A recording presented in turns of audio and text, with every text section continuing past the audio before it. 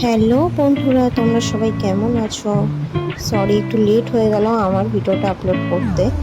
তো আজ আমি তোমাদের সাথে শেয়ার করব অ্যাক্রিলিক এক্সটেনশন। তো কিভাবে আমি স্টেপ বাই স্টেপ অ্যাক্রিলিক এক্সটেনশনটা করি সেটা দেখাবো। চলো ভিডিওটা স্টার্ট করি। তো ফার্স্টলি আমি এখানে নিয়ে নিয়েছি একটা নেল পুশার। তো এই নেল পুশারটা দিয়ে ফার্স্ট আমি আমার নেলসটাকে পুশ করে নেব ভালো করে, কিউটিক্যাল এরিয়াটা।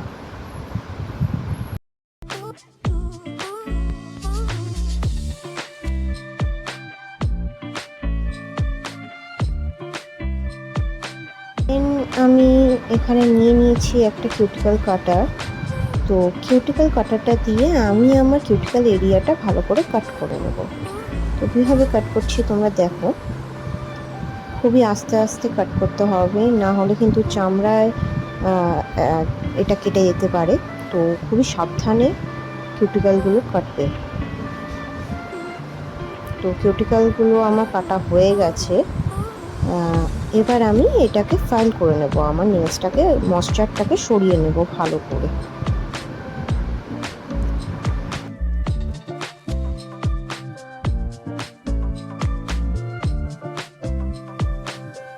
আমার ভালো করে ফাইল করা হয়ে গেছে নেলসটা। নাও এবার আমি আমার নেলসের শেপ অনুযায়ী আমি নেল টিপসগুলো চয়েস করে নেব। তারপরে আমি টিপসগুলো আস্তে আস্তে আমার নেলসের উপর লাগিয়ে নেব গ্লু দিয়ে।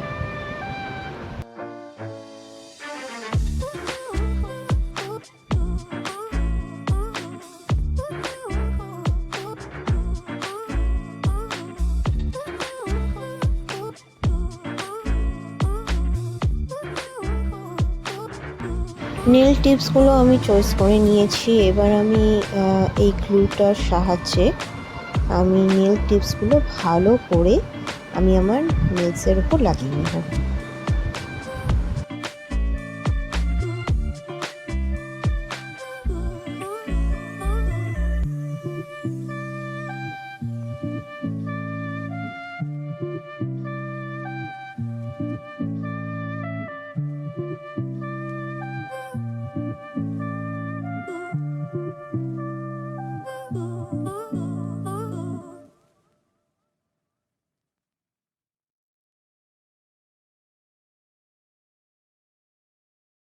নাও এখানে আমি নিয়ে নিয়েছি এবার একটা নেল টিপস কাটার।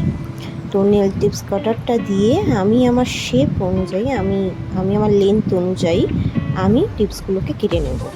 তো আমি যেহেতু আজকে স্কোয়ার করব আমার নেলসগুলো, তাই আমি স্কোয়ারই রাখবো, তো ছোট রাখবো। তো এটাকে আরও শেপ করলে পরে এইটা আরও ছোট হয়ে যাবে।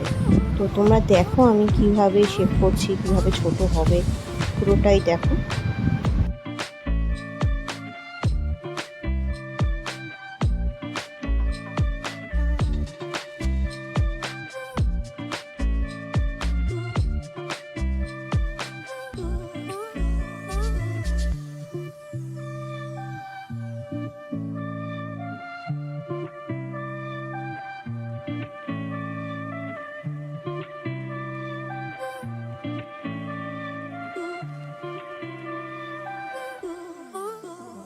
নাও আমি অ্যাপ্লাই করছি একটা ডিহাইড্রেটার। যে কোনো অ্যাক্রিলিক এক্সটেনশন করার আগে ডিহাইড্রেটার অ্যান্ড প্রাইমারটা লাগানো খুবই দরকার। তো আমি এখন অ্যাপ্লাই করছি ডিহাইড্রেটার। দেন আমি অ্যাপ্লাই করে নেব প্রাইমার।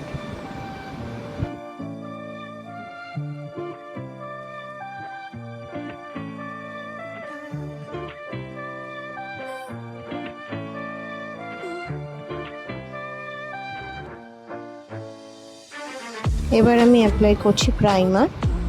তো সেমভাবেই আমি প্রাইমারটাও অ্যাপ্লাই করে নেব।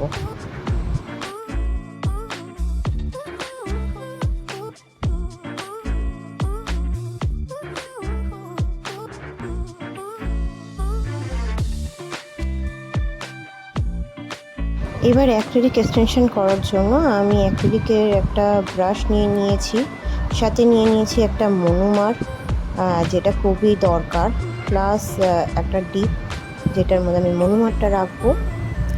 তো এই 3টে জিনিস কিন্তু অ্যাক্রিলিক এক্সটেনশনের জন্য খুবই দরকার, সাথে অ্যাক্রিলিক এক্সটেনশন যে পাউডারটা লাগে সেই পাউডারটা। তো আমি আজকে এখানে শিলসের অ্যাক্রিলিক পাউডার ইউজ করছি। তো তোমরা স্টেপ বাই স্টেপ দেখো আমি কিভাবে অ্যাক্রিলিক পাউডারটা আমি ইউজ করছি। তো ফার্স্টলি আমি এখানে ভালোভাবে আমার যে অ্যাক্রিলিক ব্রাশটা আছে সেটা মনোমানের মধ্যে ডিপ করে রাখবো, বিকজ ওটা যতক্ষণ না নরম হবে ততক্ষণ কিন্তু আমার অ্যাক্রিলিক পাউডার ভালোভাবে ব্রাশের ওপর উঠবে না। তো এইবারে আমি কিছুটা পরিমাণ নিয়ে অ্যাক্রিলিক পাউডারটা নিয়ে আমি আস্তে আস্তে সামনের দিকে ব্রাশটা টানবো।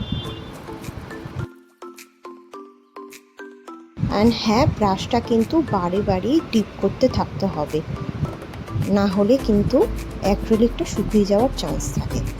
আর অ্যাক্রিলিক শুকিয়ে গেলে কিন্তু আমাদের অ্যাক্রিলিক এক্সটেনশনটা করতে খুব প্রবলেম হবে, ওই জায়গাটা খুব ঠিক হয়ে যাবে।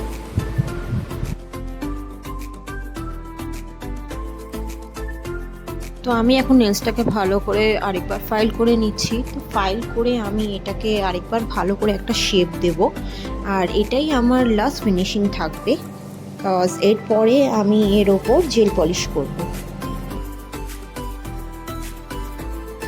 নাও এখানে আমি 2 টাইপসের কালার নিয়ে নিয়েছি, একটা ব্লু আর একটা নিউড শেড। তো আমি 3টে নেলসের ওপর ব্লু লাগিয়েছি আর 2টো নেলসের ওপর নিউড শেডটা লাগিয়ে নিয়েছি। নাও এটাকে আমি এবার একটা আর্ট করব এটার উপর। এবারে আমি এই 2টো নেলসের মাঝখানে যে 2টো নিউড শেডের যে নেল পলিশটা লাগিয়েছি তার উপর আমি হার্ট শেপ করব ব্লু কালারটা দিয়ে, আর কিছু স্টোন আমি এর উপর অ্যাড করব। তো তোমরা দেখতে থাকো যে আমি কিভাবে আর্ট করছি, কিভাবে হার্ট শেপটা করছি।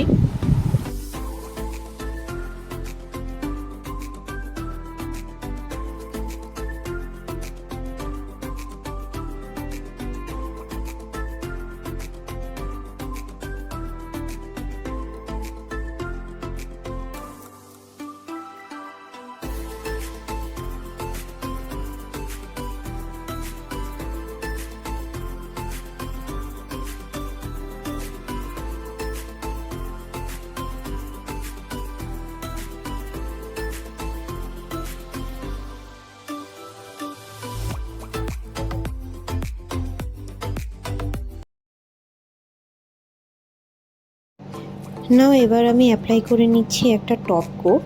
তো টপ কোটটা কিন্তু আমি কিওর করব না, টপ কোটটা কিওর করার আগে আমি তার উপরে কিছু যেই নেলসগুলোর ওপর আমি আর্ট করেছি সেই নেলসগুলোর ওপর আমি স্টোন বসিয়ে নেব। না, স্টোনটা বসানোর পরে আমার নেলসটা ঠিক এরকম দেখতে লাগছে। তো তোমরা সবাই কমেন্ট করে জানিও যে আমার এই এক্সটেনশনটা কেমন হয়েছে আর তোমাদের কতটা ভালো লাগলো, সমস্তটাই কমেন্ট করে জানিও। And like, share and subscribe করতে ভুলো না আমার চ্যানেলকে। তো দেখা হচ্ছে তোমাদের সঙ্গে নেক্সট ভিডিওতে।